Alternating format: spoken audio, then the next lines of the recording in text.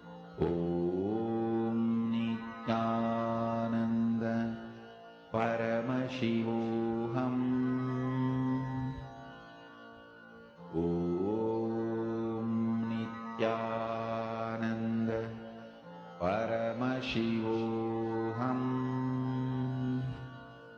Om Nithyananda Paramashivoham. Om Nithyananda Paramashivoham. Om Nithyananda Paramashivoham. Om Nithyananda Paramashivoham. Om Nithyananda Paramashivoham. Om Nithyananda Paramashivoham. Now, as all of you are manifesting, we will be entering into the next session of the day today. Now, we all understood about what is karma, right? What exactly is karma and the difference understandings about karma as being the thought current that we are stuck at. Now, we are going to be understanding the difference between what is karma and what is dharma, the relationship between karma and dharma. Let us now listen to the revelations from Swamiji. If somebody tries to attack you, what will you do? Naturally, you will defend yourself. Do you need a special spiritual practice for it? Do you need a special understanding? Whether you know the technique or not, method or not, system or not, by the very existence, your life will defend you. Because you don't want to be killed, you not killing others is Dhamma. Please understand. Because you don't want to be killed, you not killing others. That is ahimsa. Whatever you don't want to be done to you, you not doing to others. Same way, your properties. Naturally, you don't want that to be stolen. So you not stealing others' property is asteya. Naturally, you don't want anybody to lie to you. You not lying to others is satya. Whether you are a man or woman, naturally you don't want anybody's physical interference in your life. Uninformed and uninvited physical interference in your life. Doing the same to others. Not interfering into others' physical space, uninformed and uninvited, is brahmacharya. See very clearly, Dhamma is nothing but just these few basic truths. You don't want to be killed, so don't kill others. You don't want to be lied, don't lie to others. You don't want to be robbed, don't rob others. You don't want to be exploited, don't exploit others. You don't want others to live with all the resources of the world. So you don't do that same. Aparigraha. Please understand, asteya, aparigraha, brahmacharya, satya, ahimsa, non-violence, truthfulness, non-stealing, not robbing the resources of the world, and non-interference in others' physical plane. Please listen. Do you need any special spiritual practice or understanding to live these principles? No. See, when somebody attacks you, do you need a special spiritual understanding? Or just you have to read some books and do some spiritual practice to defend you? See, whether you are able to defend yourself or not is separate. Whether you are successful or not is separate. But even a worm, ant,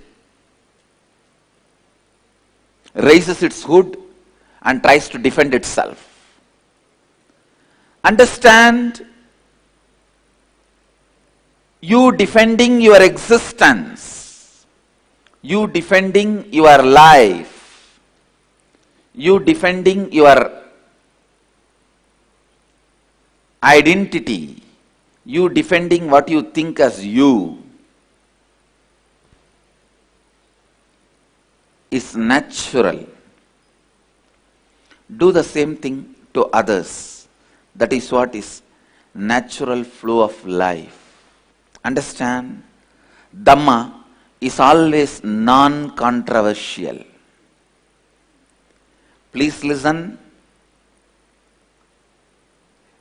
Anything other than Dharma, anything other than Dhamma, always will leave some incompletion in you, some controversy in you. Dhamma is the one and only non-controversial flow of life, flow of existence.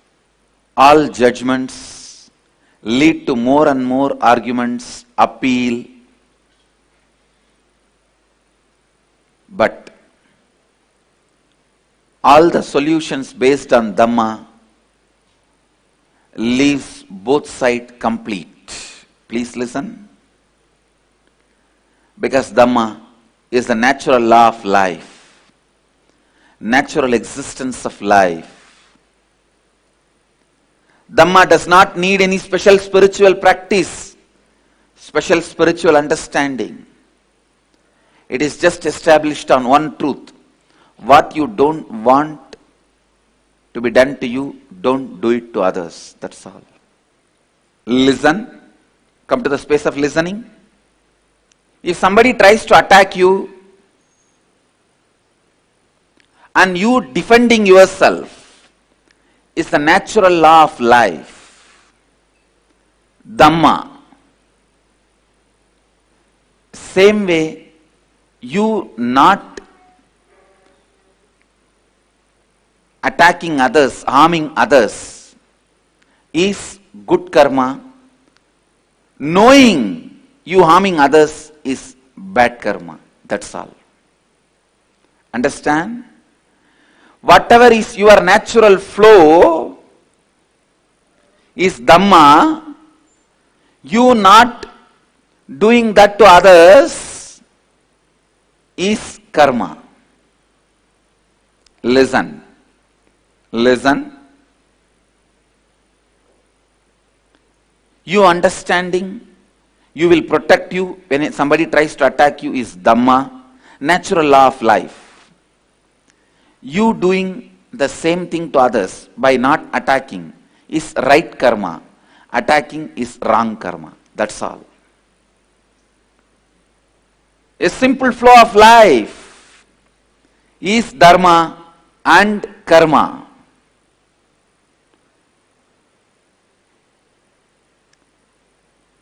Listen. Anything you create, anything you do, anything you mull over, anything you try to digest, anything you try to practice, is not natural law of life. If at all you have to practice something, that is only one, completion, that's all.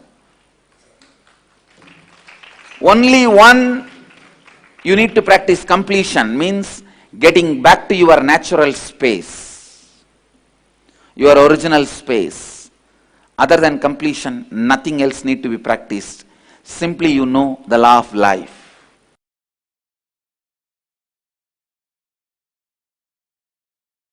Listen. Listen. Understanding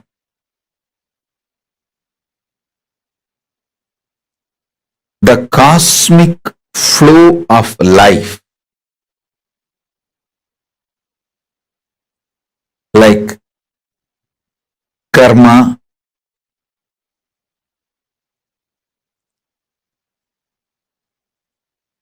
naturally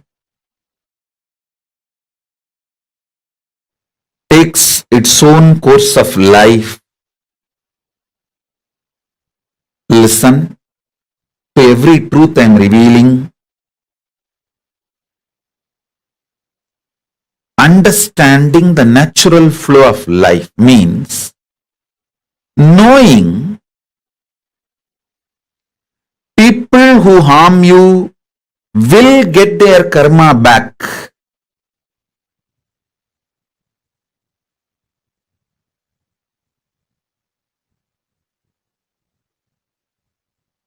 People who support you will get their punya back. If you do something wrong, you get the karma. If you do something wrong but you raise your consciousness, you can save yourself from the karma coming back. Understanding these few basic principles takes away tiredness, boredom, decision fatigue from your head. Listen, decision fatigue is nothing but cherished revenge and frustration by coming to a conclusion, world is not fair. Listen, when you feel world is not fair, you block the flow of energy through you. You block your Shakti. You fall into frustration. Naturally, that leads to decision fatigue. Understanding world is just dharmic. Having simple eyes to see how the karma comes back, how nobody can escape from good or bad. Understanding this basic truth takes away all decision fatigue, frustration, anger about life, vengeance you cherish about people and life, known, unknown, all that just taken away. You become a free channel for energy to flow.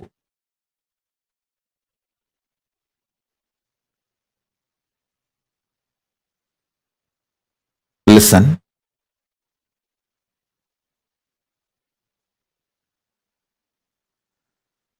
Knowing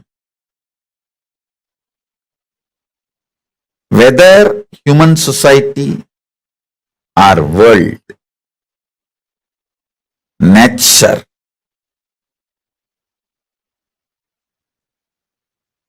everything known and unknown flows as per dharma. I tell you guys, it is this clarity, just because of this clarity, karma naturally goes back to people. I don't initiate new karma. See, listen carefully.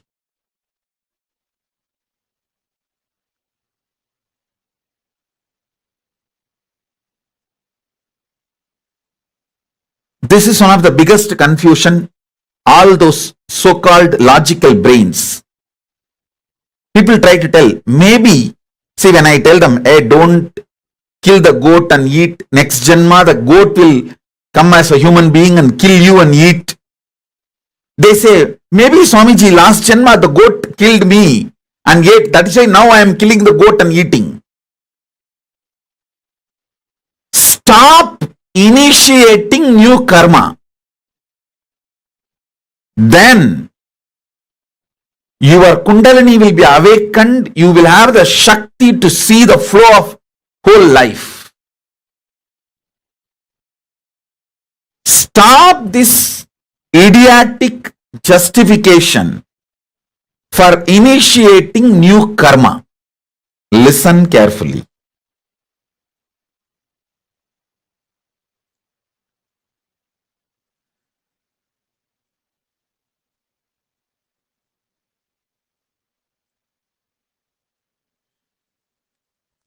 When I realized the flow of dharma and flow of karma, I stopped initiating new karma chakra or the karmic chains. That has brought so much energy in me. So much energy, I tell you.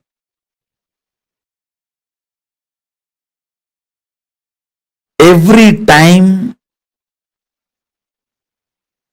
I start having larger visualization, larger plans, larger work. Every time when people try to hit me, persecute me, I flare up and become larger than their imagination.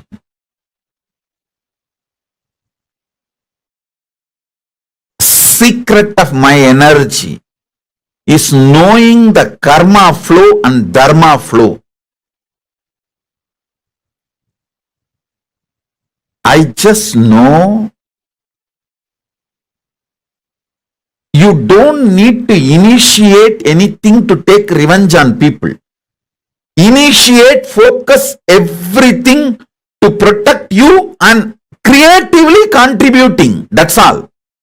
You protect yourself. For that you can do everything. And go on contributing creatively.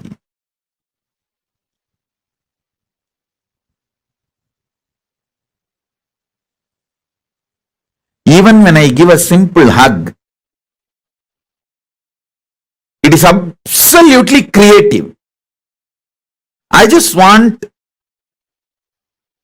to lubricate that being's inner space with my love and compassion and acceptance, so it can flower into a beautiful, powerful being. Same way when I scream, I just carve that being to become a god in every level. I stop just with these two. Maximum I protect myself and I go on contributing creatively. Because I am assured inside me experientially about the flow of the dharma, flow of the karma. I do not have a cherished vengeance, cherished anger, cherished violence. All of you should know. You may not have cherished anger towards one person, but you may have a whole against the whole system. You may have a cherished anger and violence against the whole humanity, against the whole economical system, against the whole currency system. When you cherish the anger against the whole system, or the organization you are working for, or the career you are doing, or the clients you are having, you may have anger towards the whole system. Even that gets you decision fatigue. When you cherish anger towards one person, it's called vengeance. When you cherish anger towards unknown system, it's called frustration.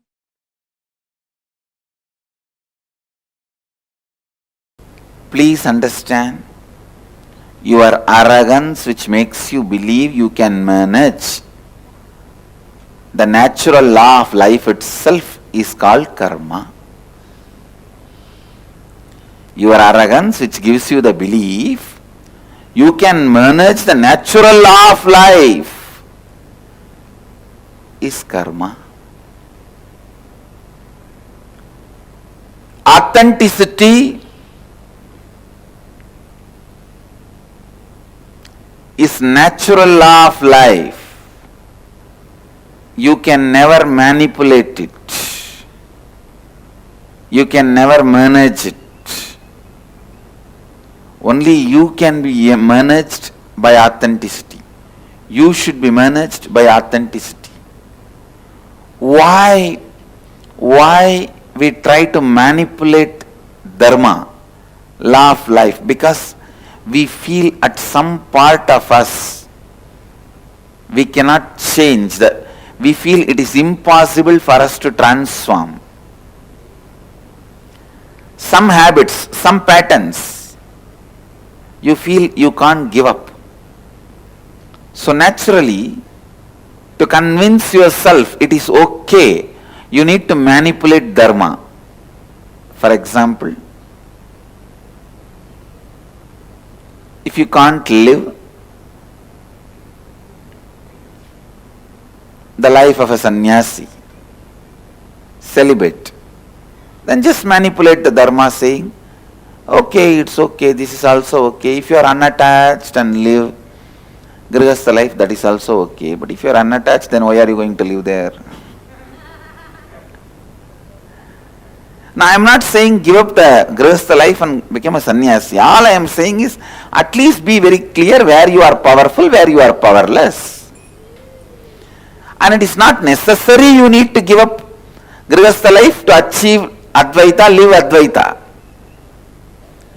So from that context, if you say, I don't need to give up the grihastha life because that is not required for Advaita, living Advaita, then you are right. But if you say, no, without attachment, if you live there, that is also okay, then you are manipulating dharma. Please understand. If you can't get up early morning for yoga, naturally you start manipulating. No. That and all is not required for me. Just if I mentally align myself and remember God few minutes, He will immediately land on me and support what is there. Unnecessarily waking up in the early morning, bending the body this side, that side, and if I just remember, that's all, that is enough. This is manipulating dharma, understand? Actually, waking up early morning is not necessary for Advaita. It is a support, but not a compulsion to live Advaita. From that understanding, if you think, then it is okay. Listen. You may ask, what is the difference between these two thought currents? When you understand what is necessary and what is not necessary, you never fall into powerlessness. But when you think something is necessary and not able to do, you fall into powerlessness. Only the fellows who fall into powerlessness manipulate dharma. Trying to manipulate dharma is karma. Trying to manipulate dharma is karma. Understand? If you know thoroughly, you have to get up early morning for living Advaita. If you can't get up, the right thing to do is completing with the pattern you are not able to get up and making your body and mind fresh, alive for you to wake up early morning. That is the dharma. But unfortunately, if you learn to manipulate even one step of dharma with the wrong reason, I tell you, after that dharma can never enter into your life. Because you know how to manipulate every rule. Just one simple understanding. Integrity with the time. For living Advaita, integrity with the time is necessary. That is not option. If you tell 6:30 you will be there, you have to be there, or you have to inform them ahead, at least before 6:29, that you will not be there at 6:30. So integrity with the time is a compulsory for living Advaita. But when you can't maintain this integrity with the time, and you start manipulating within you and without you, means inside you and outside you, both. No, that and all is for initial level people, not for everyone. That is not required. It's okay. Once you manipulate yourself, convince yourself that integrity with the time is not required, the moment you convince yourself, be very clear, you entered into the pattern of karma. After that, within 3-4 months, you will convince yourself with all types of manipulation, authenticity is not required for you. You will convince yourself non-violence and cruelty-free lifestyle is not required for you. The ability to manipulate dharma, the mental setup of manipulating dharma, I tell you, that is the most dangerous pit a human being can fall. That's the most dangerous drainage a human being can fall. I tell you, I have to look at the stark reality.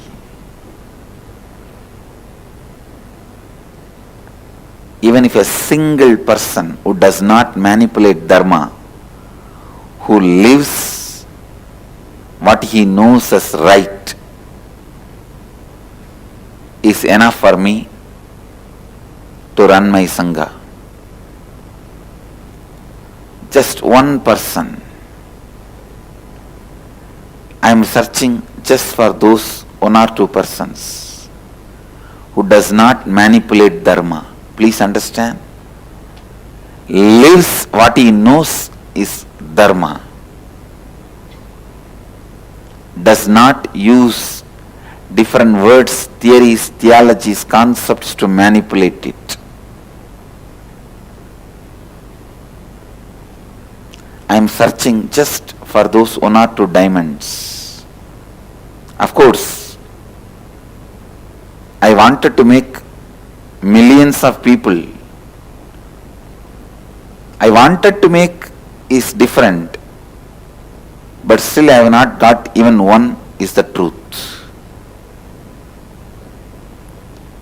Who does not manipulate dharma in his thinking. There is no blind spot in his thinking. If he knows right, he does it. If he does not know, he knows it is not required. If he does not get up in the morning and come for yoga, he knows it is not required. If he knows it is required, he is not inefficient or there is no impossibility. That is what I call no blind spot, no manipulation of the principles. It is unfortunate. One of the very important Hindu guru telling publicly is searching for one person who does not manipulate the dharma. Understand? The scale I set also need to be looked in its highest standard. Anyone who lives in his life without manipulating even one step of dharma lives enlightenment. The pattern of manipulating and compromising with the life of Advaita is karma. The pattern of coherently vibrating with the Advaitic thinking, being in sync, synergetic with Advaitic thinking is what I call dharma. Who knows the dharma and do not compromise, do not manipulate it, lives enlightenment. Sit and think through your whole life. Let your whole life be aligned with dharma. Whatever species exists on the planet Earth, they all have a right over the planet Earth just like we have a right. We don't have a right to vacate them from the planet Earth just because of our whims and fancies. No. Everything you live should have the context of Advaita. Everything which has the context of Advaita should be lived by you is living enlightenment. Lifestyle of no blind spot. Every understanding from the context of Advaita has to be lived uncompromisingly. If you are made to understand this is responsibility, you have to live it. This is enriching, you have to live it. This is authenticity, you have to live it. This is integrity, you have to live it. No question of compromising. No compromising. If you are powerless somewhere to live the dharma, complete. Complete with that powerlessness. Complete with that powerlessness and raise yourself to the next level. But no question of manipulating it. If you manipulate dharma, you will never transform. You will never know where you need to complete. You will continue to be the same sewage, thinking outside you sprayed enough perfume, no one will have a smell. Yes, but inside you will be stinking.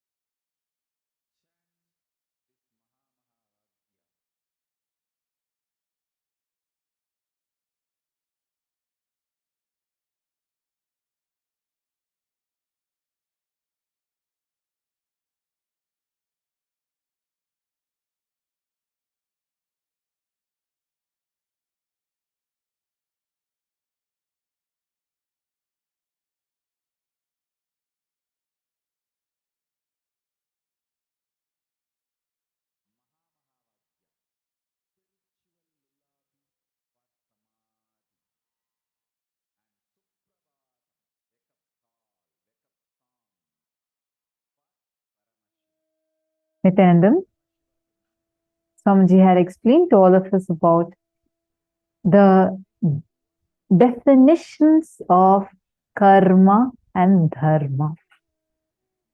When you don't want something to happen in your life, just do not cherish it.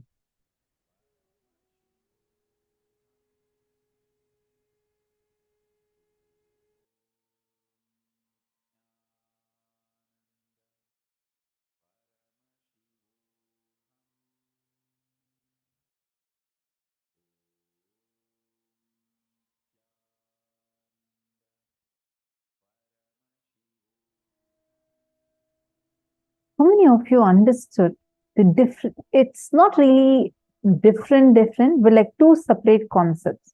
What did each of you understand by these concepts? Can I request all the participants to please share? What did you understand? When Swamiji explained to us about karma and dharma, what did you cognize as the main definitions?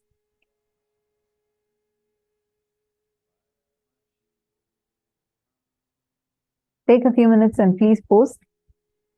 See, all of you can ask your questions, because today, this concept of karma, when see the ideas, cognitions we carry, if they are very clear inside of us, you will see that reflecting in your life, meaning your life itself would be designed based on the cognitions that we cherish. For example, let's say you always think that, you know what, after you die, you're going to be standing in a court of God, where God is going to decide how many sins you did, how many merits you did, and based on that, your future is going to be decided then. And you think that someone is going to sit up in the sky and take a calculation of what all actions you do. Then your whole life, you would be struggling, juggling between trying to do certain actions, but it's a wrong cognition. Your entire life itself will be influenced by that. But when you understand, it's not really the actions that is getting recorded in the cosmos. It is not that someone will remember that, okay, this is what you did to this person, so this person is going to come back and give that back to you in your life. No. It's a thought currents you cherish, the thought currents that you have. That is going to be coming back to you in your life.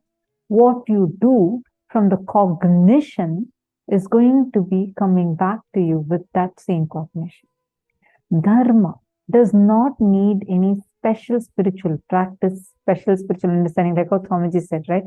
If let's say that someone is coming and giving you one, you're not going to wait for some spiritual understanding to happen in you, some techniques to be taught to you for you to defend yourself. You first defend yourself.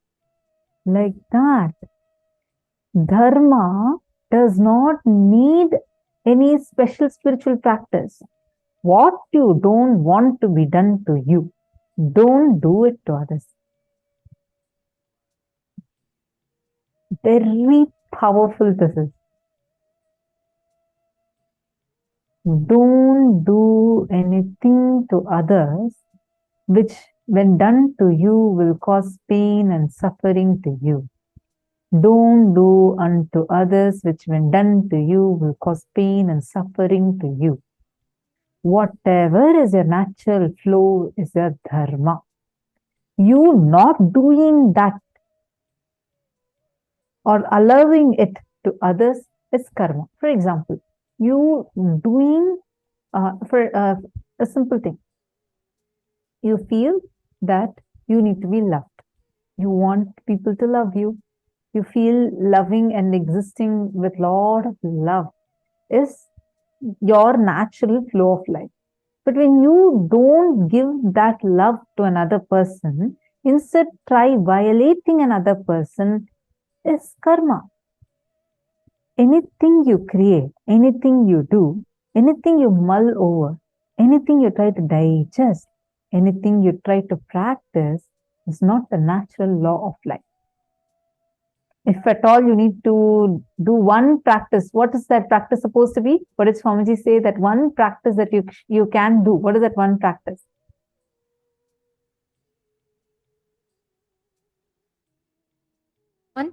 Each of you post. Swamiji said this one practice. You do this. What is it? Let's see how much listening everyone had in the session. Take a moment.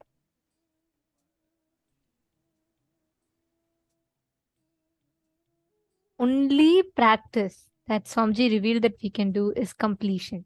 That's the only thing that we can practice and build. Everything else should come as a natural flow of your life. See, by your nature, what you are, what is your natural flow of life, that is what is your dharma. That is your swadharma, the path that you should go in. By your nature, what is your natural law of life? What is the direction? What is the law of life? What is the flow of your life? That determines your karma or dharma. See, dhamma or what we say dharma, it is not about need any spiritual practice, special spiritual understanding. No. Whatever you do in your natural flow, that becomes your dharma. That is why for a kshatriya, his dharma is to rule. For a brahmana, his dharma is to enrich. Each one has their individual dharma. There is no such thing as bad happening, influencing in life. There is no such thing as some karma is past karma is happening. No. For example, when you have depression, the possibility to create a new mind is there in front of you. So it's not bad karma. The possibility of expansion is there.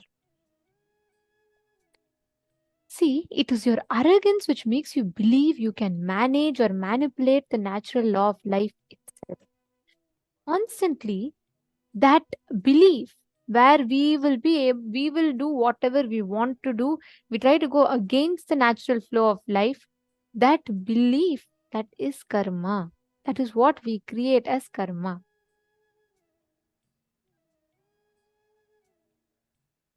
Understand, each moment, whenever you have been constantly going against the law of life, the natural flow of life, the dharma, you have created to yourself, you have created in yourself one of the most difficult spaces to be in. You have created yourself karma where you get stuck.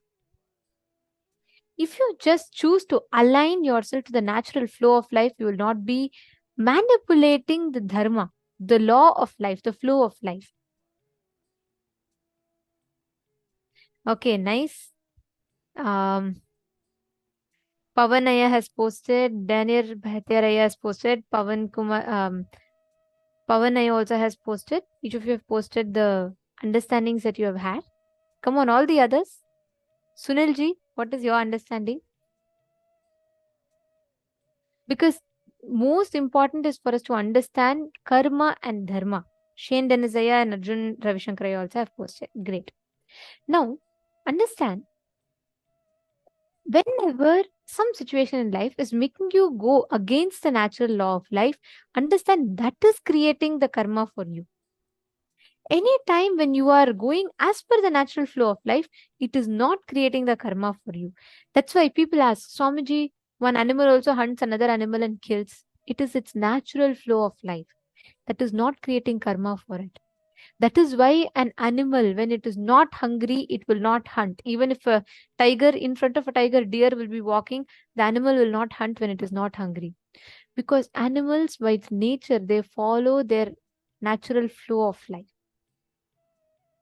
Like Somji said, if someone convinces you as something is authentic, you should expand to that. It is your responsibility. It's your natural flow of life. That is what is your dharma. Now, sit and think through in your whole life. See where all you have for your laziness or for your personal benefit. See the different places where you have manipulated the natural flow of life. Try to change the course of your dharma. Please take a few minutes.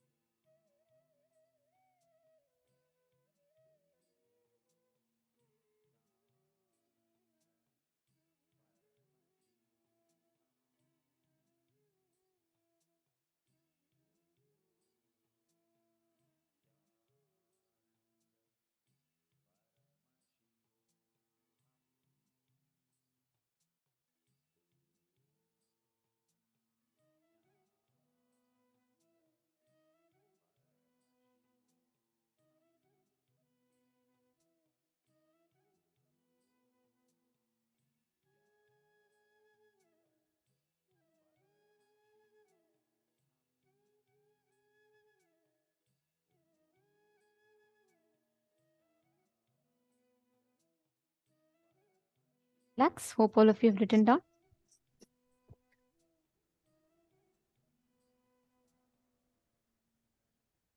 Yes. Now, each of us, as all of you have written down, see, understand as a natural flow of your life, as your natural flow and law of your life, how you manifest, how you live, how you experience the reality. Every one of you that are sitting here, please understand, the moment, if you just master this one secret, we all of us can master the power of having command over our emotions. How many of you here want to know the secret? How many of you here have struggled many times in this situation? Just tell me that. How many of you have had this situation where you just, sometimes you're sitting in an important meeting, suddenly your sleep just overpowers you and you just keep falling asleep. You end up missing that meeting, you end up missing that important discussion. You struggle, but you can't stay up. But sometimes you want to really fall asleep, you keep tossing around in the bed, but you can't fall asleep. How many of you have had these situations? Either of the situation? Put yes in the chat. And not just that, even when we like sleep, like even when we think we are sleeping, it's not a good quality sleep. Like sleep cycle affecting us a lot. How many of us have been through these situations? Yang is putting yes. Ma Jessica Martin is putting yes. Ma Priyatma Sarupini, Ma Indra, Ma Anne Marie Kasu. Okay.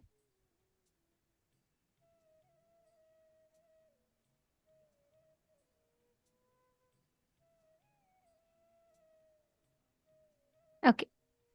See, understand, sleep is one of the biggest, sleep, hunger, anger.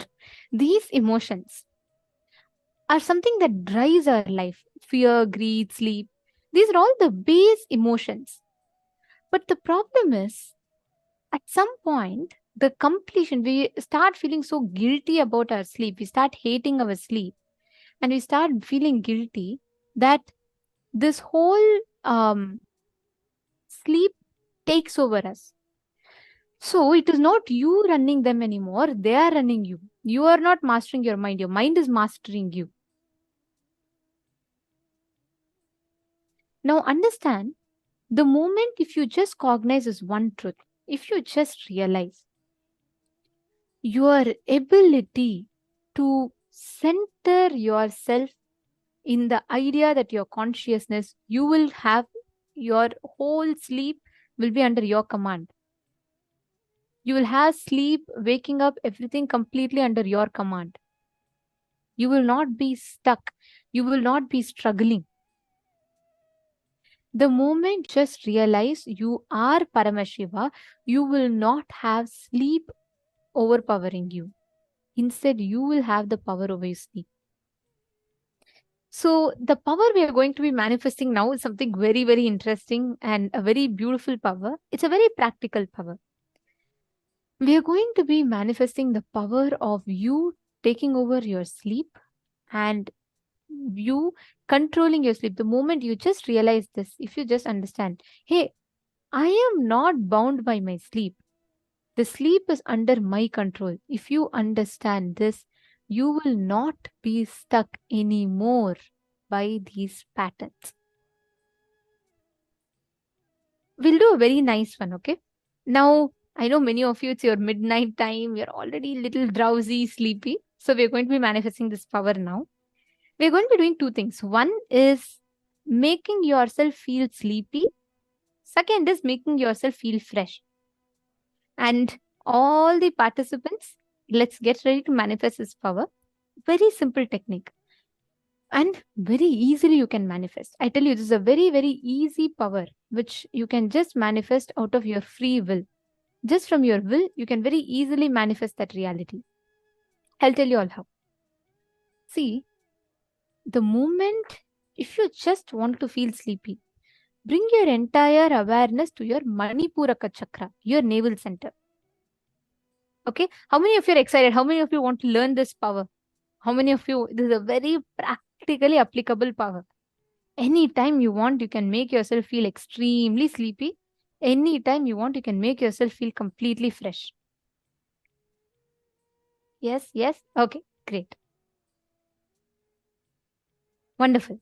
Now listen, I'll tell you all a very simple technique. Can all of you sit straight? Listen, do not go lean on the wall. The moment I said power of manifesting, making yourself sleepy, I see people preparing with comforter, pillow, everything. See, this is only to make yourself feel sleepy, not to fall asleep, because we don't have a mechanism to wake you all up back right now. So, especially if you're having it's midnight your time, make sure you're sitting straight, you're leaving enough gap from the wall. Some people are getting nice, Power comfortable and cozy. manifestation. I think people manifest the first round of this power faster just to sleep, go to sleep, than becoming more fresh. All of you, please sit up. And it's supposed to be a power manifestation, not that you lie down, prepare yourself for sleep, and sleep comes. Why a bright smile in so many people's faces the moment we are preparing to fall asleep? Come on, after this, waking up is also there. Okay. Now, listen very carefully. You don't need to make yourself feel sleepy.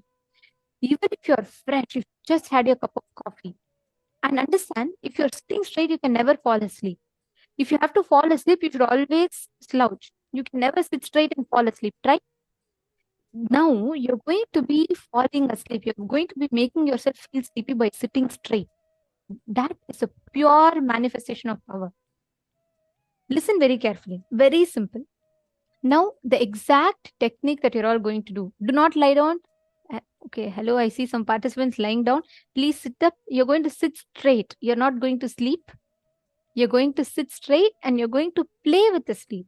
See, if you play with the sleep and making yourself feel fresh, you will lose the respect you have for sleep. Means, right now you think, oh God, when I feel sleepy, I sleep. Whenever sleep is not there, I pray for sleep to come. It is not under my control. No, you are the boss. You are having the command of whatever is happening in your life. This one power will make you claim back your command over your sleep and waking patterns. Okay, now what you're all going to do is you're going to follow the process along. Please sit straight and you're going to be, if you want, you can help. If you want help, you can keep your hand on your navel center. See, basically the thing is your complete awareness should come to your Manipuraka chakra, the navel center. So your whole awareness, everything, cognize yourself. Bring your entire awareness to your navel center. You can even put your palm on your navel center. This power will make you feel sleepy. In the first round, you're going to be making yourself feel sleepy. Please sit straight. You will suddenly start experiencing intense heat happening in your Manipuraka region. The navel center will start having intense heat happening in that region. Just close your eyes.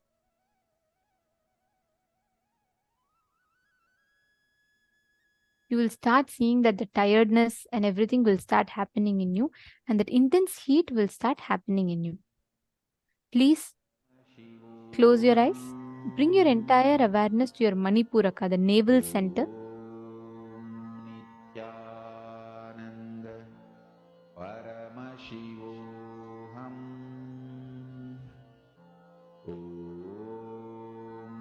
Intensely bring your awareness. Paramashivoham.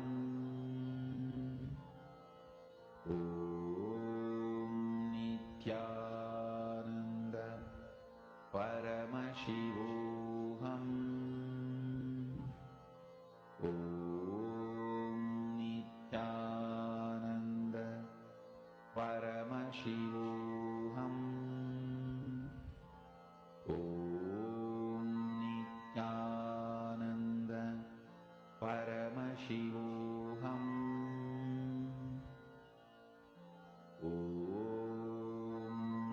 Nithyananda Paramashivoham.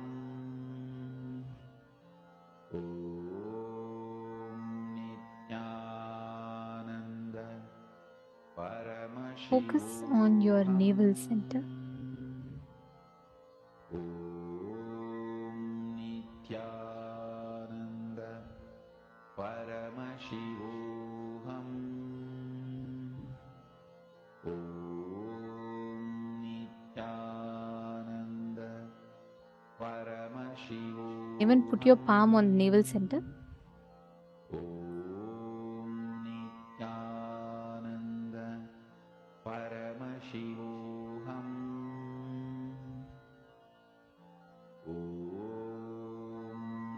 Nithyananda Paramashivoham.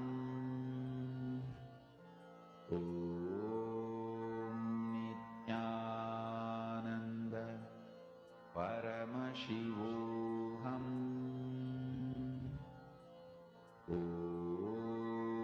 Nithyananda Paramashivoham. Moment you start feeling sleepy, you can post. If you feel tired, if you feel suddenly sleepy, you can post in the chat and let us know.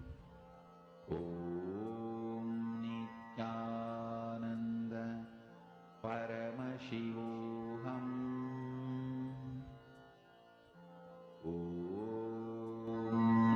Nithyananda Paramashivoham.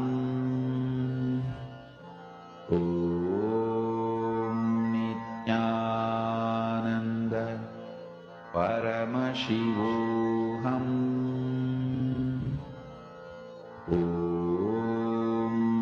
Nithyananda Paramashivoham. Nithyananda Paramashivoham.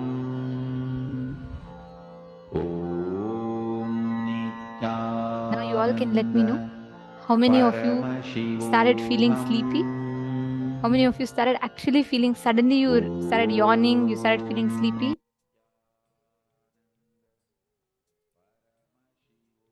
Yes, yes, yes. Actually, this is one of the most easiest things. Many people very easily manifest this. Oh God, I see so many of you have put sleepy. I don't know why so many of you get so excited with this power, but every program, this is one power that people feel very excited with. But also, this is because it's not just the fact that it's about sleep, but it's also because we all struggle majorly with this. Now, listen very carefully. Now that you all have felt sleepy, the power is not over. You have to wake up now. See, now the same thing, all of you listen very carefully. Sit straight. Fix your gaze on the third eye. You're going to bring your complete awareness on the third eye. You don't need to change anything. Don't drink water. Don't do anything. Just as you're sleepy, just sit instead of your navel center. Now bring your awareness to your third eye. Your both the eyes should get locked. Both the eyeballs should get interlocked at the third eye.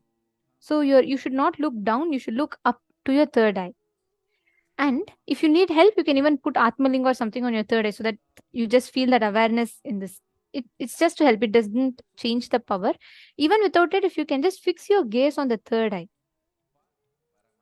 Just fix your gaze on the third eye. Sit straight and you will suddenly start experiencing your third eye will intensely vibrate. Your whole body will feel that energy circuit intensely manifesting. So you will suddenly feel, instead of tiredness, you'll feel a gush of energy that's happening in you. Sit now and manifest. You all will see how instantly the body will react. The body will change.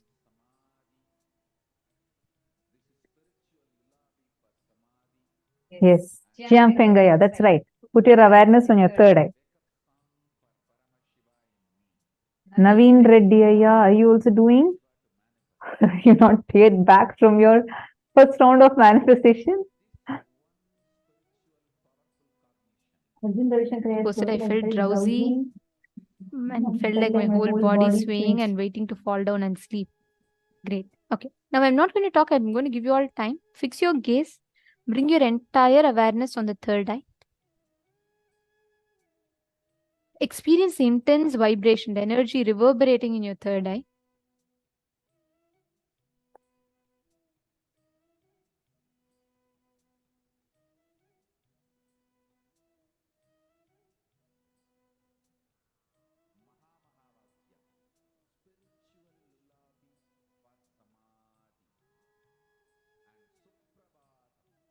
Call, wake up song for Paramashiva, for Paramashiva to manifest.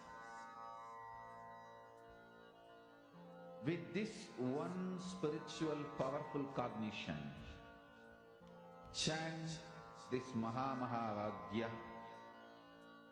Om Nithyananda Paramashivoham. Om Nithyananda Paramashivoham. Om Nithyananda Paramashivoham. Fix your gaze at your third eye. Nithyananda Paramashivoham. Om Nithyananda Paramashivoham. Om Nithyananda Paramashivoham. Om Nithyananda Paramashivoham. Om Nithyananda Paramashivoham. Om Nithyananda Paramashivoham. Om Nithyananda Paramashivoham. Om Nithyananda Paramashivoham. Now you all can share how many of you feel intensely that energy in the third eye region. You suddenly feel that energy manifesting, and you suddenly feel your third eye is there's some energy in the third eye region. It's a very, very powerful process actually. Just a few minutes, you will suddenly, Swamiji tells that moment that energy third eye gets activated, the whole Kundalini gushes to the third eye, and you will suddenly feel the whole body is intensely energized. Jnana Parashakti saying third eye as 20 of Paramashiva. Yes, it's energized, manifested, great. Very nice. So many of you have manifested. Ma Saroja Plush, Ma Shukrendraananda, Ma Chuni Liu. Great. Understand, just use this power. Any time you want to manifest anything, apply this power. Instantly you will get mastery over your sleep. So you will stop giving so much of importance to the sleep as if it is controlling your life. You will instead start taking over and controlling your life. It's a very beautiful power to manifest. And now let us all enter into the next session where we understand about karma and Kayakalpa. A very, very beautiful session. Let's listen to Swamiji's revelations. Karma, the hangover of the past. Please listen. We always feel whenever we start anything, things are impossible because in the past we failed. But we forget why we failed in the past.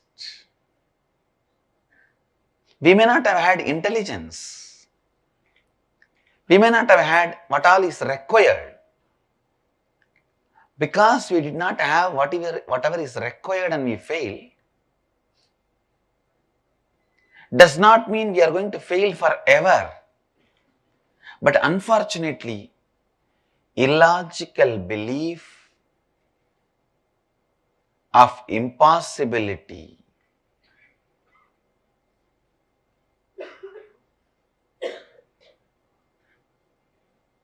in your inner space is karma.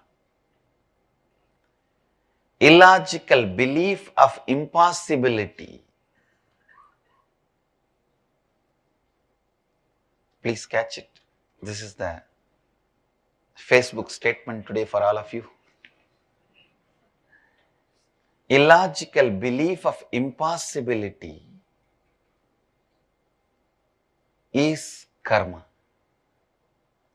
In your inner space, illogical belief of impossibility, when it becomes pattern, that is karma. If you build self-doubt, when you grow up, you are like Dhritarashtra. Developing self-doubt in course of growing up is accumulating the karma, agamya.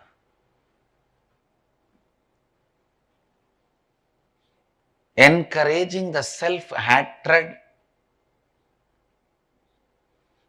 with which you happened is prarabdha karma, like Shaguni. Coming down to the human body with a self-denial is Sanchita Karma, like Duryodhana. Understand?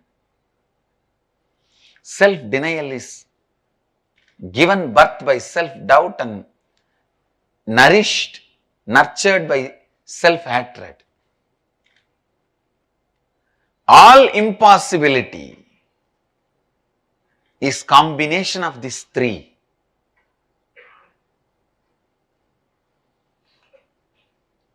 Being held together by self-blackmailing, Gandhari. Gandhari held all the three together. Dhritarashtra, Shaguni, Duryodhana, because she is blood relative of all three. She is the head of the family of all three.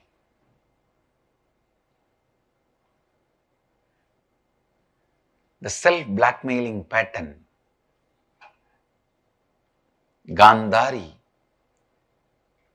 keeps Dhritarashtra, Shaguni, Duryodhana together.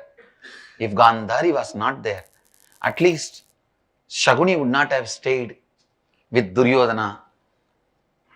Dhritarashtra would not have allowed Shaguni to stay. Understand? Even in you, the constant self-blackmailing pattern. Let me define self-blackmailing pattern. If the same way things go on, then what will happen to my identity? I will become nobody. Where will I end my life?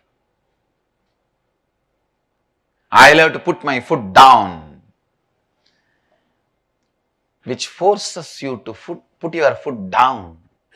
But unfortunately, whenever you want to put your foot down, you put it in your mouth. Putting the foot down is what I call self-blackmailing pattern. You always think, no, if I don't put my foot down, it will go in a different direction, it will go in a different way. What will happen to my identity? Constantly, everywhere, you think, I'll have to be living in the same way. Understand? Nothing needs to be lived in the same way. You don't need to worry. Self-doubt, self-hatred, self-denial, held together by self-blackmailing pattern, leads to destruction.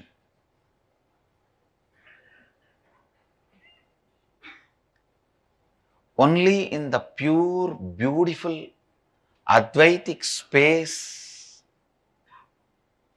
you will even understand, look beyond the self-blackmailing patterns with which you are suffering.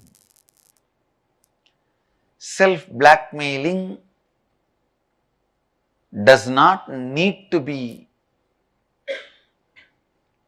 your lifestyle.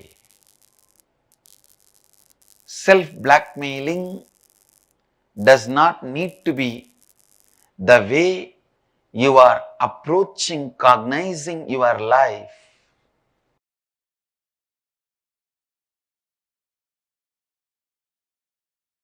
Paramashiva's message directly from Kailasa. Truths about digestion, karma,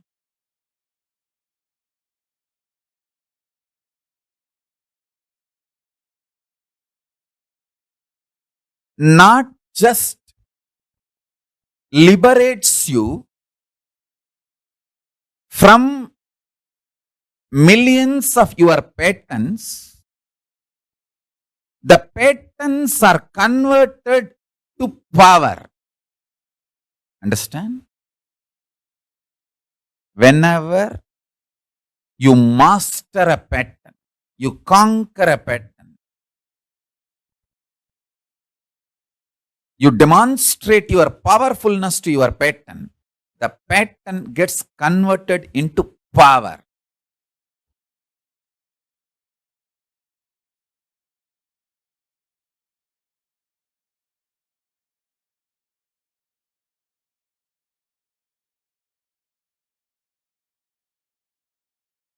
I'll start with few basic truths. One,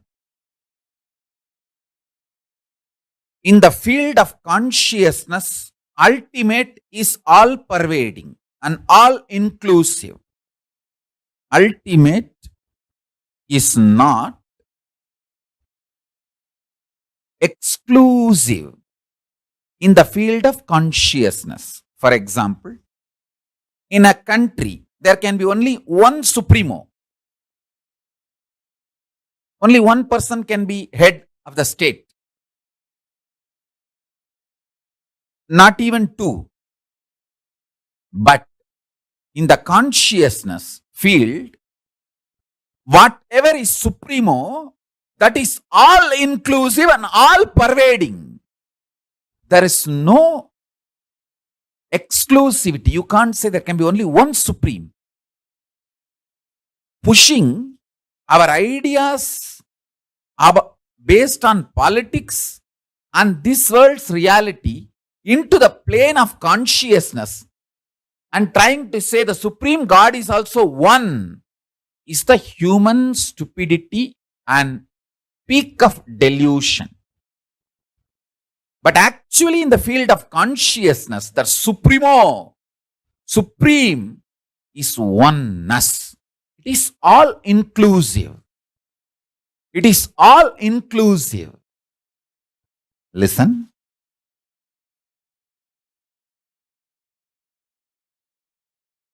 It's not one, it is oneness. When Arunagiri Yogeshwara showed me, actually I asked him, show me the ultimate. Then he just opened himself and showed me the ultimate. Then in that same experience, he hugged me. I could see when he moved his hand, the Arunachaleshwara Garbhamandir, an Arunachala hill. Arunachala hill was on his left hand side. Arunachaleshwara Garbhamandir was on his right hand side. The whole thing just hugged me. That idea, me, he, Arunachaleshwara Garbhamandir, Arunachaleshwara hill, all that got dissolved in oneness. I asked him to show the ultimate. He showed ultimate is always oneness. It is not one. It is oneness. So understand this truth. If you experience ultimate, you have everything. Nothing is left. Everything is in that ultimate. So remember this basic truth. Now understand the next truth. The digestion system you are having physically is the most beautiful, most complex, most wonderful, greatest,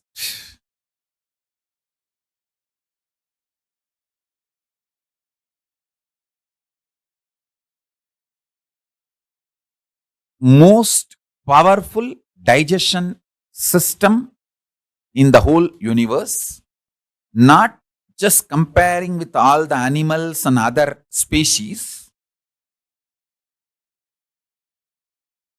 because only the human digestion system, the digestion system you are having in the human body is capable of digesting your muscle memory, biomemory, karmas. Listen. The food inside your stomach can be considered as a physical karma. Memories in your muscle memory based on your habits, patterns, that can be called as muscle memory. Memories in your biomemory, which forms your obsessive, compulsive, reactionary patterns. Your compulsory reactionary behavior, which is deeper than your day-to-day habits. That is called biomemory. Now, let me repeat. Only the digestion system human beings have is capable of digesting not just physical food you eat, it is capable of digesting even your muscle memories, biomemories, and the very karmas your consciousness, individual self carries when you enter this life. This is direct revelation from Paramashiva. Please listen intensely. One by one, internalize. If you apply these great sutras, you can achieve great understandings and manifest powers. Listen, if you apply these sutras, you will understand many great truths our ancient Hindu rishis have nicely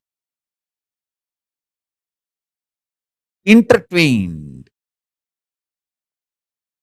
added into our life.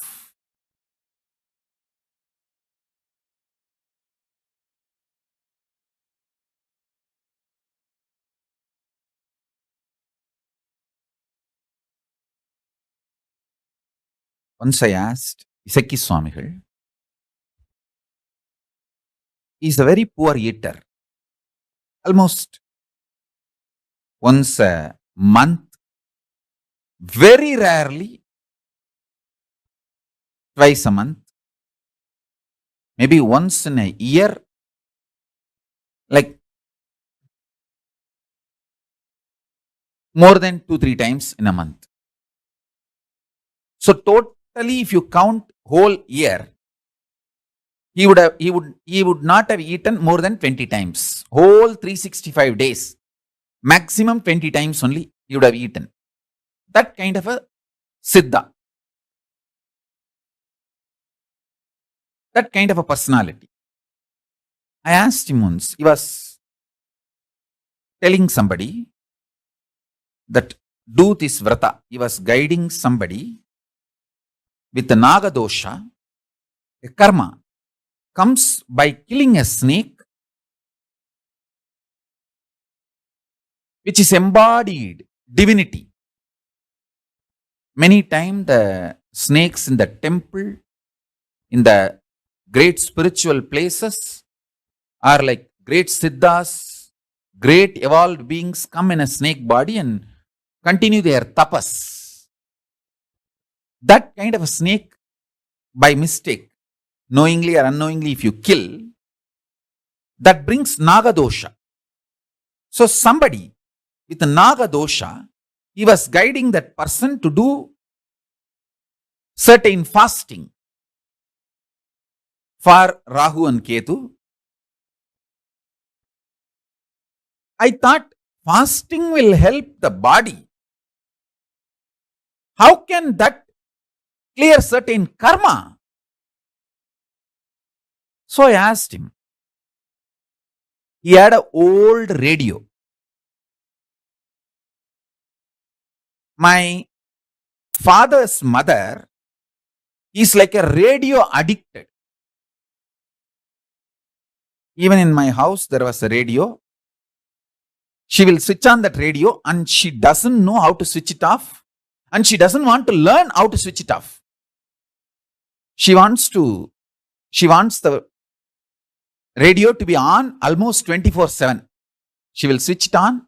Those days, only that one Tamil channel will be there, All India Radio. And it will not be 24/7. It will be few hours. But even after that, she will not switch it off. And it will be like a going. But she is okay with that sound, but she will not switch it off. She doesn't want to miss even one program by mistake. She is like a radio addict. And same way when she comes to Isaki Swami's ashram also, she will switch on that old radio. And sometimes it will not be loud enough. So she will take that, it used to be like this size. She will take that and keep it on a small table and put her ears near that and going on listening. He switched off the radio and he said very beautifully, see how that radio works? That sound waves are there. The radio receives that waves and sings or makes the voice, volume, noise, whatever it is. If we stop the radio, it's not that the sound waves disappear, but that radio stops receiving and making the noise, making the sound. Same way, when you do fasting, the biomemory, muscle memory which is inside you, which attracts karmas and makes those karmas manifest ill effects, bad things in your life, that gets stopped, disconnected.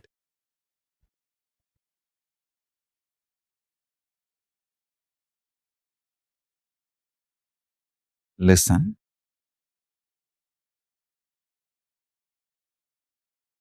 It is such a simple village way of explaining. He said, when the radio is switched off, it's not that the waves are not there, but the radio is not picking up that wave anymore and making noise. Same way, in your body, if you remove the biomemory, muscle memory, which attracts these Nagadosha karmas from cosmos and manifests as suffering and pain, if we just remove the biomemory and muscle memory, you are free from that karma and free from that dosha. I tell you, Krishna says beautifully in the Gita, Svalpamapyasya dharmasya trayate mahato bhayat. Even if you practice practice little bit of this dharma, great mountainous sufferings will melt down and disappear. This is the secret. Digestion, karma, Kayakalpa, immortality. The sacred secret revelations about these four principles: digestion, karma, Kayakalpa, immortality. The great sacred secret revelations about these four principles is the message from Paramashiva directly from Kailasa to all. Now listen one by one.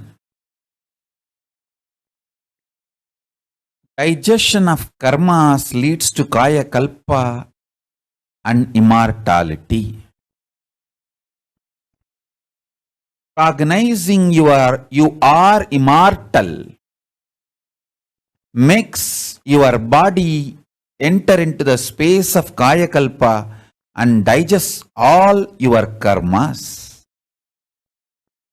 Undigestion of karma pulls you down from the state of immortality and Kayakalpa down to the state normal human beings exist with life and death. Karma, understood from the cognition of immortality, leads to Kayakalpa of your body and makes you experience the digestion of all karmas. Digestion, understood in its real sense,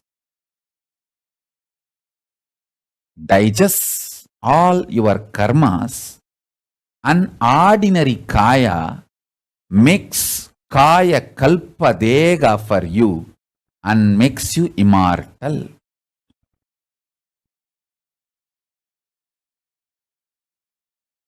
Each statement I made is directly from Paramashiva. Each of these are like Akashic records, sacred truths. Your digestion energy, Jataragni, is capable of burning all the negative muscle memories, negative biomemories, rebuild your body continuously as your conscious decision. Understand? Every part of your body is rebuilt continuously in few days. Your intestine gets completely replaced in few days. Your liver gets completely replaced in few days. Even your brain completely gets replaced in few months.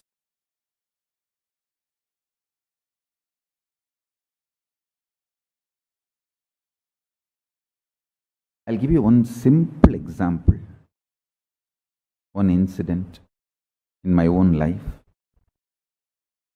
My gurus will insist on me every day taking neem juice. I still remember once, he did not, my Guru Raghupati Yogi, Yogananda Puri, he did not let me eat almost for 5-6 days. Maybe it was the 6th day, he did not give me food, and whenever he says I should not eat, my mother also won't give food. My mother and he was such wonderful nexus. I should say. My mother is such a sweet, compassionate person, but so dedicated to my enlightenment and the process. My gurus were doing it for me, and my gurus used to tell that they are preparing my body not only to be a yogi and live long life, healthy life, and the way they prepared my body, they said very clearly that even if after I leave the body, it will not go through any of the regular dead bodies decays. How the dead bodies go through decays, the natural decaying happening. My gurus have clearly declared that my body, even after I leave the body, will not go through any of the natural decay. It will just be a naturally mummified body. Of course, I did not understand all that at that time, and he used to tell me that that is why so much preparation we are doing. Not only no one can poison you, even if they poison your body, you will not die, you will only detox and automatically cleanse your body by its own strength, and you will live healthy as long as you want. And even after you leave the body, it will not go through any regular decay. It will just be like Jiva Samadhi, sitting in Jiva Samadhi. Anyhow, he did not let me eat for almost 5-6 days, and not only that, he was feeding me with neem juice.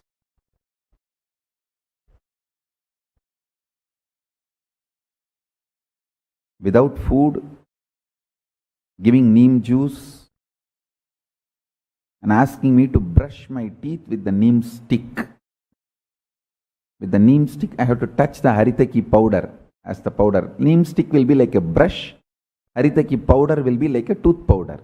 That is the way I have to brush. And 6th day, still no sign of food. And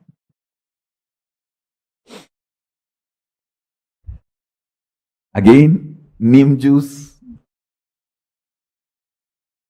Finally, I vomited. Nothing came out, just that neem juice which he fed me, that only came out. Because there was no food for last 6 days. What can come out? Only neem juice came out.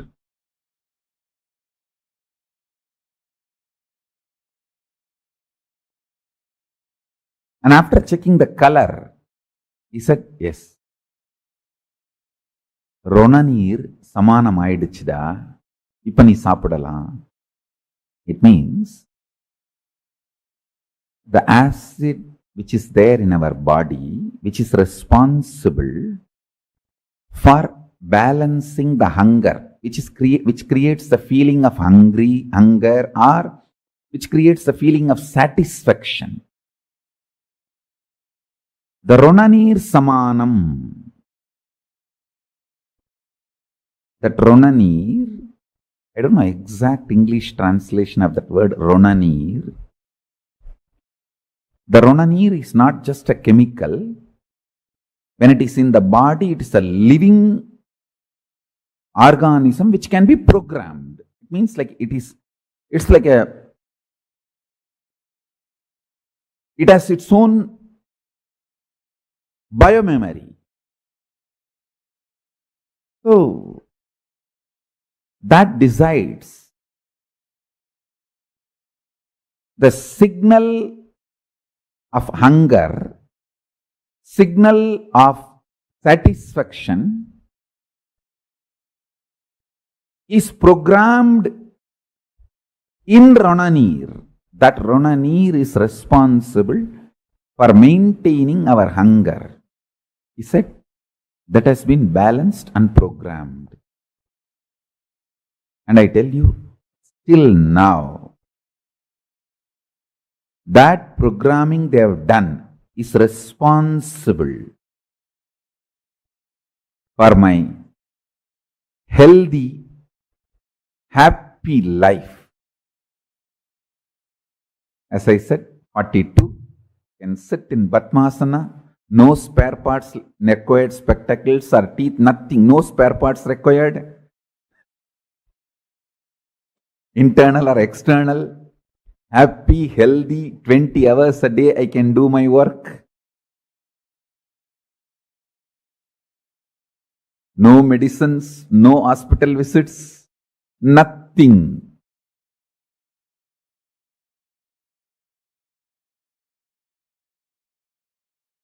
I am 42. Surely I have not even gone to hospitals 42 times. Maybe I would have gone to inaugurate, visit, bless, but not for treatment. Only few times, like when I had the fracture, went to hospital for surgery. Other than that, it's their grace. It's their grace. I wanted all of you to know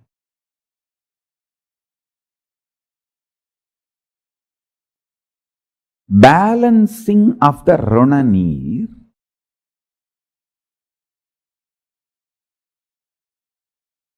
is a very powerful method. I'll give you simple tips. First instruction, keep always your body hungry. Never dump food and fill it. No. You should always feel that subtle hunger. Means constantly the Jataragni is alive, burning. Rana-neer balancing gives you tremendous willpower. Biggest problem for the seekers is self-doubt, self-denial, self-hatred. Will persistence will be higher than the self-hatred, self-denial, self-doubt in a strong person. Higher than the will persistence, consciousness. You need a strong, powerful vessel to do the alchemy process with mercury. Enlightenment is just like alchemy process with mercury. First, you need to have a stone vessel in which the mercury need to be poured, and the energizing process should happen inside the stone vessel so that the molecules of mercury is broken through the energy and reassembled as a solid molecules. It's a whole alchemy process. But the vessel should be strong stone, granite vessel. Same way, the body should be built with hunger and Rana-neer balancing. I am not saying don't give vitamins, minerals, all needed. Give all of that. But stop dumping junk food on the system. Your body will become a powerful vessel where the spiritual alchemy process can happen.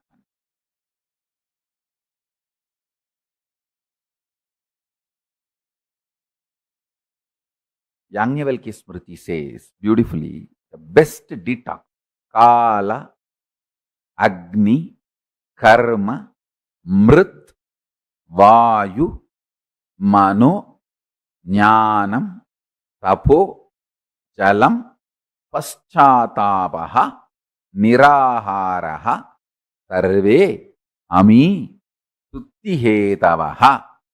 Nirahara is the last but most powerful detox. Work on the body. Work on your body intensely by more and more nirahara. Keep yourself hungry. Whole day you should feel the fire of hunger.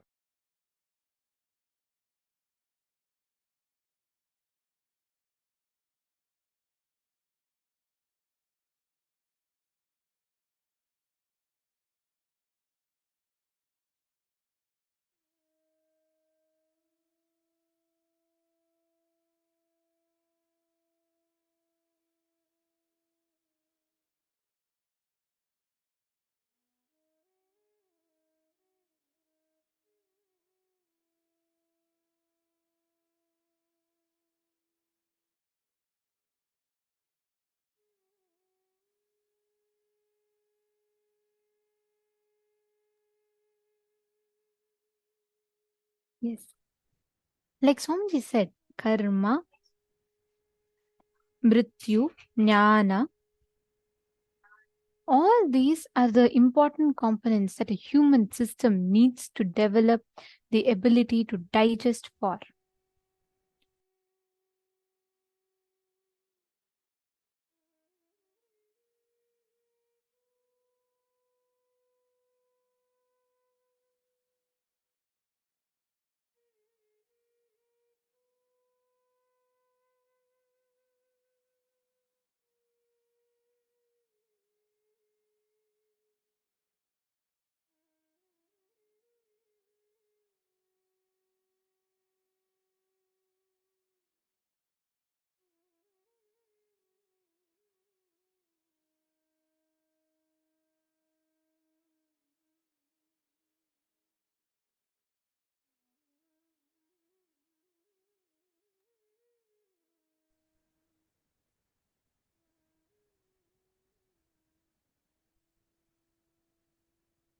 So what did you all understand? And all of us cognize the powerful revelations.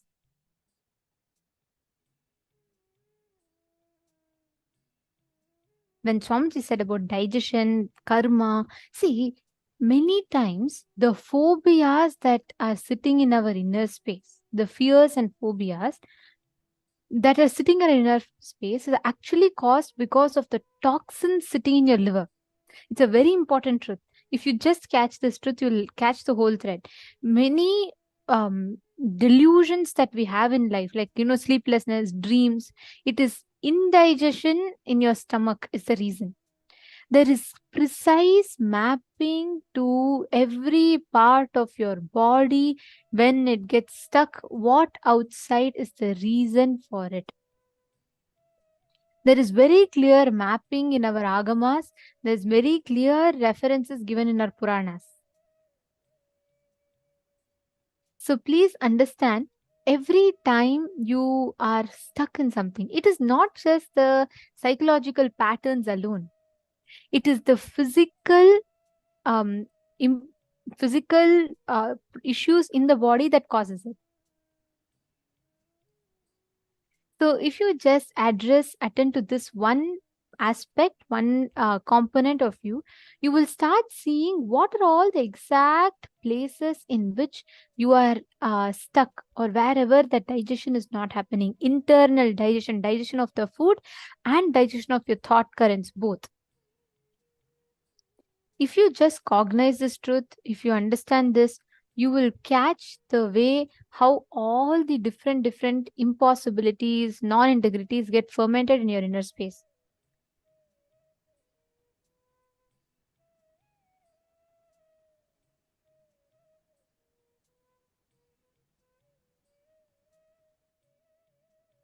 How many of you understood about this? How many of you cognized what Swamiji revealed about this? See, understand, whenever we feel that whenever, see, we always have this feeling, whenever we start anything, things are all against us. And because in the past we have failed, so now also things are all against us. But we forget why we failed in the past. We may not have had intelligence. We may not have had what all was required. But it does not mean you're going to fail forever. Unfortunately, illogical belief, impossibility in your inner space is karma. Oh my God, this is such a powerful cognition.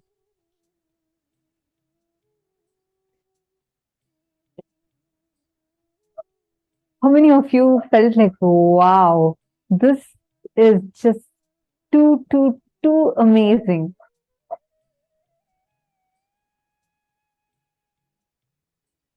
See, the constant self-blackmailing pattern. If the same way things go on, then what will happen to my identity? I will become nobody. Where will I end my life?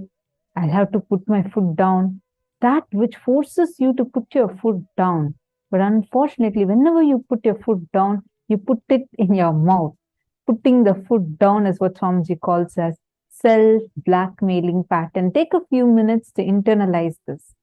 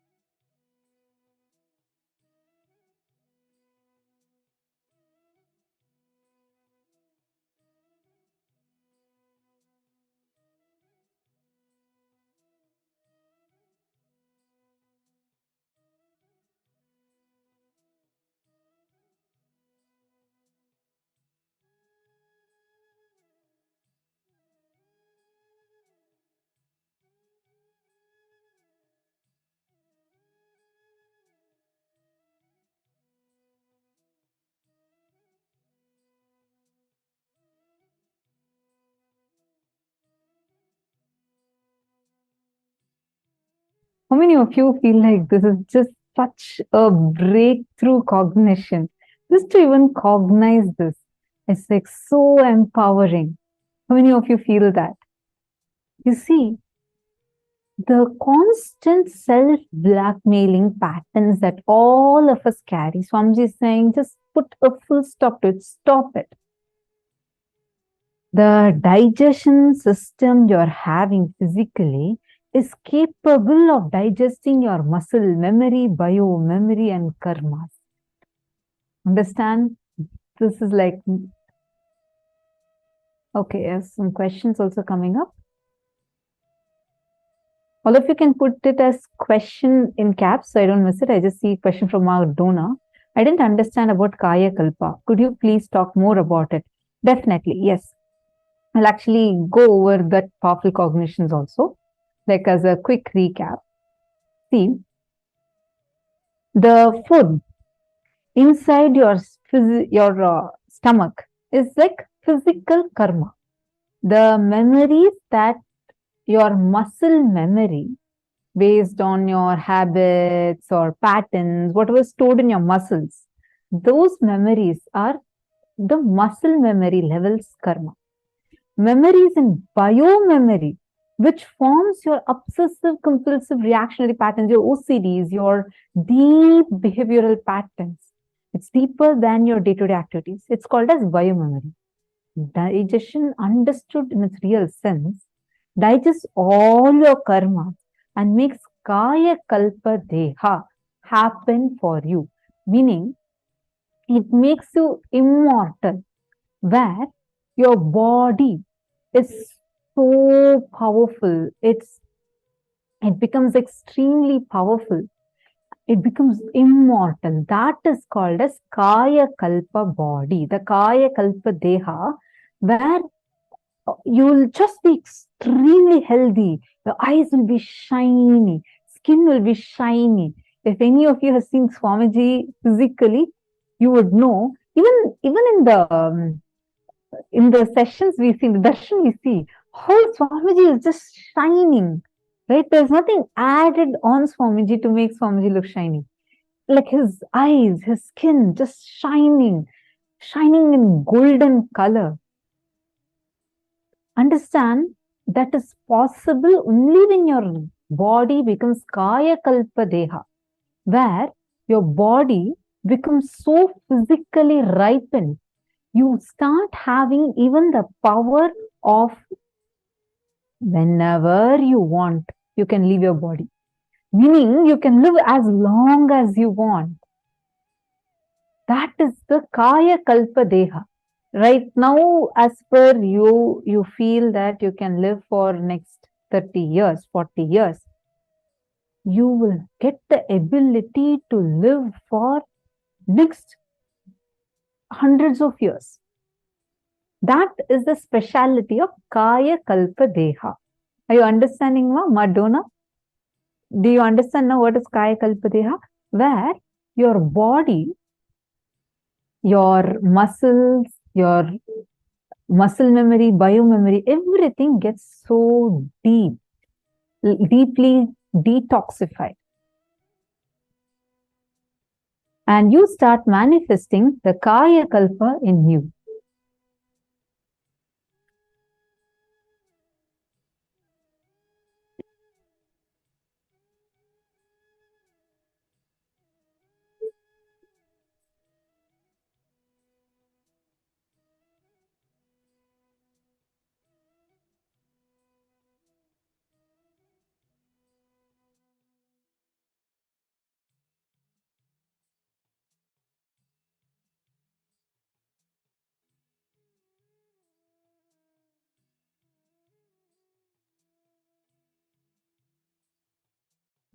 When you work on rebuilding your body as your conscious decision, which means by doing more and more nirahara, like Swamiji said, langanam parama aushadham, means by working on things like doing more and more processes where you're working on fasting, you're working on digestion, all that is consciously rebuilding your body. You're consciously working on empowering your system. With that, what starts happening is you start manifesting the ability to consciously design your body the way you want with your will. Now, let us do this very quick and a very beautiful Kriya, which is the limb relaxation exercise. You're going to listen to the full instructions and then you're going to start. Okay. The first thing is you're going to lie down and you're going to be taking a deep breath. And after that, you're going to hold your breath. Once you hold your breath, you're going to clench each of the body parts. You're going to tighten the muscles part by part. And each part you're going to observe. You're going to be grasping each part by part. You're going to be completely tightening the muscles and you're going to be holding it tight without leaving your breath. You're going to be holding each part of your body. And like that, from head to toe, tighten each part. Tighten the face muscles, head, your hands, your shoulders, your fingers, your palm, your wrist, your stomach, your chest, your all the parts, your thighs, legs, knees. Each one you're going to be completely freezing, like you're going to be completely tightening it, right? You're going to be holding it tight. At the end of the process, along with exhalation, relax all the parts. You're going to be relaxing each part of your body. Understanding? This is the exact technique. If you're all clear, can I request each one to put yes in the chat? If each of you understood what exactly this technique is, can I please request everyone to put yes in the chat?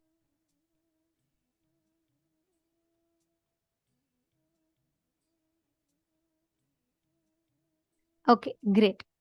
I see people putting yes. See, part by part, yes. So you're going to lie down. You're going to tighten each part of your body. Like completely build the tension in the muscles, your face, your shoulders, neck, each part. So first inhale and then hold it everything tight completely. And then when you exhale, relax the whole body along with relaxing all the parts. Clear? Now take 10 minutes. I request all of you to do this cycle 7 times. Let us please start the Kriya.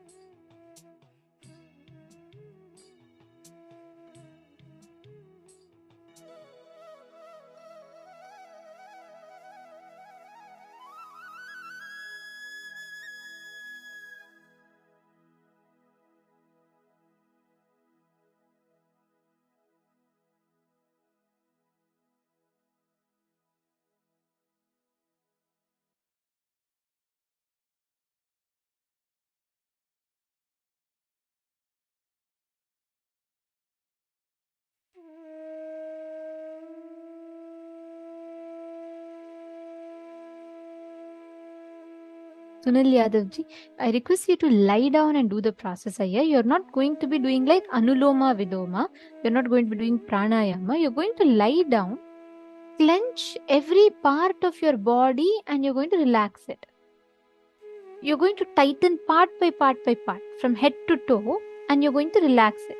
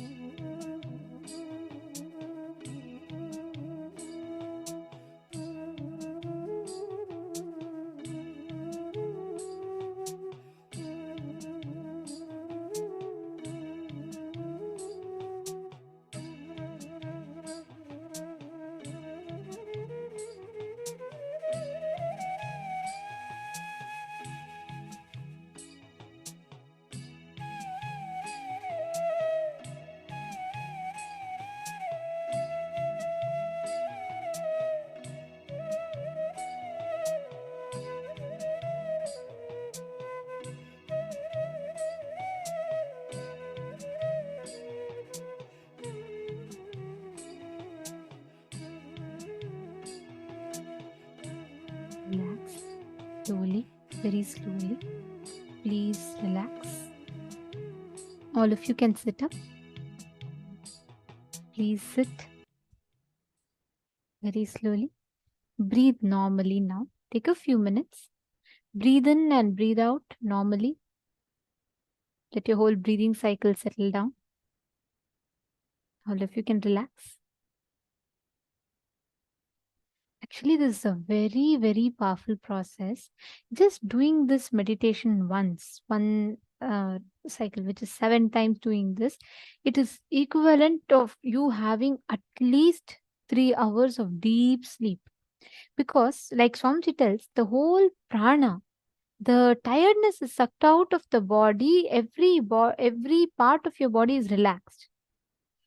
Swamiji tells it's a very deep relaxation technique for the whole system. So even if you just do it once every day, it's very, very powerful, extremely relaxing, and brings down your stress levels. Yes, thank you, Madonna. You did it 7 times. Wonderful. I recommend every one of you to make this part of your regular practice, and all the stress will completely settle. Excellent. Now, let us all enter into the power manifestation session. Now, we're all going to be manifesting the power of identifying the details about a particular object. See, first you recognized, your friend's place. Now, you're going to be manifesting the power to describe the place in detail. You're going to literally walk into that place and describe that whole place in detail. You're all understanding? Can I request every one of you to connect to a partner? And please manifest this power of remote vision with them. You're going to basically scan and identify the exact description of the house. See, I'll tell you all how exactly you should scan. As soon as you enter into the house, what is the first thing you see? Then do you have to cross like a small pathway or a veranda? And then as soon as you enter into the living room, what do you see? Do you see like a huge fountain? Do you see like a guest room? What exactly it is? After that, how do you see the hall, kitchen? How do you see each of these places? I request every one of you to put it down clearly. Each place by place, describe it in detail, how exactly it is. Sit sincerely. I request every one of you to manifest, connect to a partner. And please start manifesting this power. It's very easy. Actually, all of you will be able to do it. Morning, whoever has manifested so far, so many of you posted you were able to detect the exact smell and things in the other place. You will be able to very easily do this. Just please start manifesting.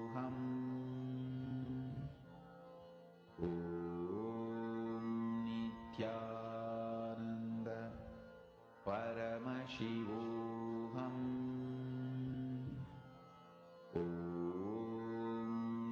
Nithyananda Paramashivoham.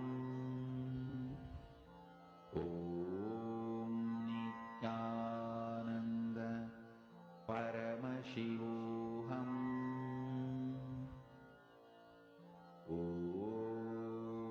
Nithyananda Paramashivoham.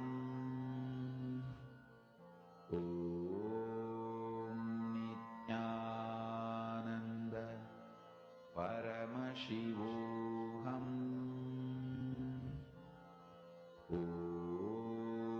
Nithyananda Paramashivoham.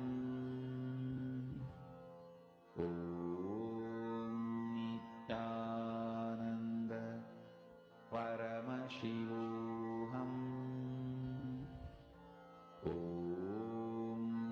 Nithyananda Paramashivoham.